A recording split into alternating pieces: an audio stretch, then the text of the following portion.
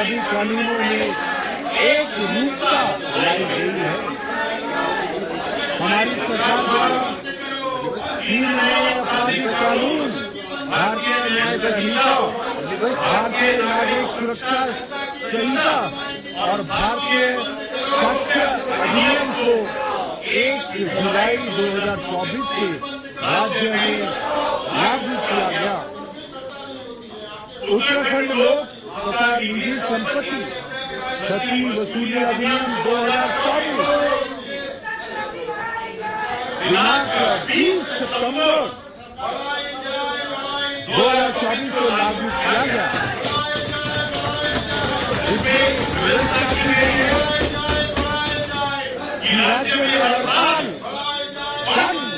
दंगा एवं विरोध प्रदर्शन के दौरान सार्वजनिक अथवा आर्थिक रूप से सफल बनाए जाने हेतु पर्याप्त नहीं है। उत्तराखंड पर्यटन उद्यमी प्रोत्साहन योजना 2024 प्रारंभ की गई नहीं होगी। पूरे वर्ष सामान्य बजट चार धाम के शीतकालीन प्रवास स्थलों पर सुनवाई नहीं होगी। पूरे प्रदेश में पर्यटन को नया आयाम देने के लिए शीतकालीन यात्रा प्रभावित है, भ्रष्टाचार चरम सीमा पर है, विकास सशक्त कानून को लेकर जनसभा पर उतरने को बाध्य है। द्वारा सहसपुर और देहरादून स्थित राजकीय औद्योगिक मीटर को स्मार्ट मीटर जनता पर थोपा जा रहा है, उसमें जनता पर आक्रोश है करते हुए और दूसरी तरफ किसानों के धान के उपज का मूल्य अभी तक नहीं मिल पाया है, गन्ना मूल्य का धारण नहीं हो पाए।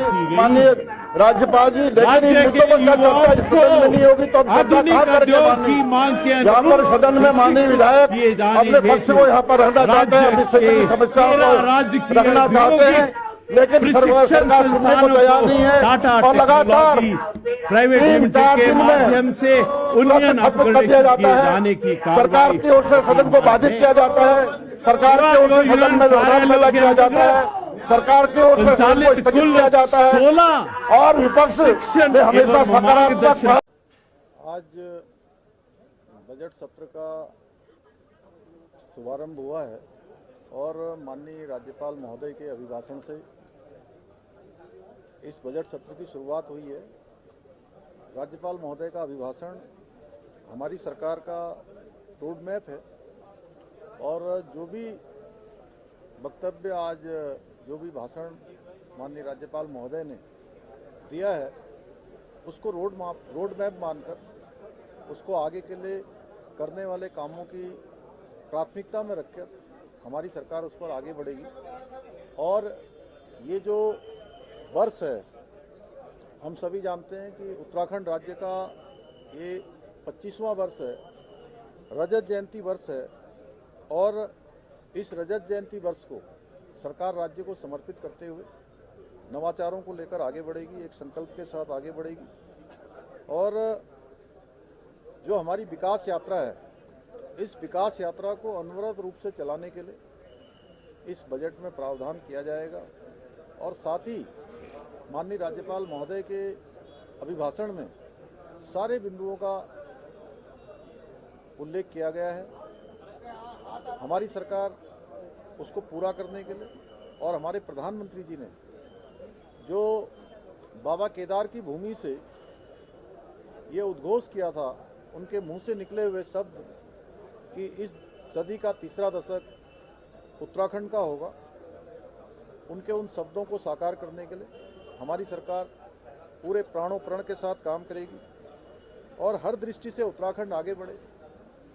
भारत का जो विकसित भारत का संकल्प आदरणीय प्रधानमंत्री जी के नेतृत्व में लिया गया है, उस विकसित भारत के संकल्प को पूरा करने में उत्तराखंड राज्य भी अपना योगदान देगा।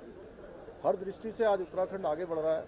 अभी हमने राष्ट्रीय खेलों का सफलतापूर्वक यहाँ पर संपन्न हुए हैं, जो राज्य के लिए एक बड़ी उपलब्धि है।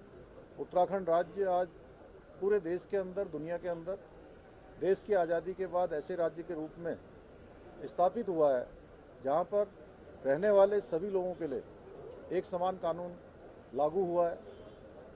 हर क्षेत्र में उत्तराखंड आगे बढ़ रहा है। भारत सरकार के नीति आयोग के इंडेक्स में भी सतत विकास के लक्ष्यों को प्राप्त करने में उत्तराखंड को उस इंडेक्स में देश में पहला स्थान प्राप्त हुआ है। बेरोजगारी दर 4.4% की कमी लाने में भी हमें सफलता मिली है।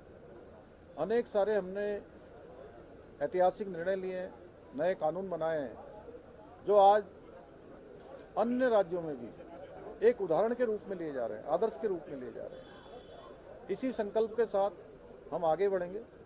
उत्तराखंड हिंदुस्तान का श्रेष्ठ राज्य बने, ये हमारा संकल्प है और इस संकल्प को आगे बढ़ाने के लिए बिना किसी विकल्प के हम आगे बढ़ेंगे।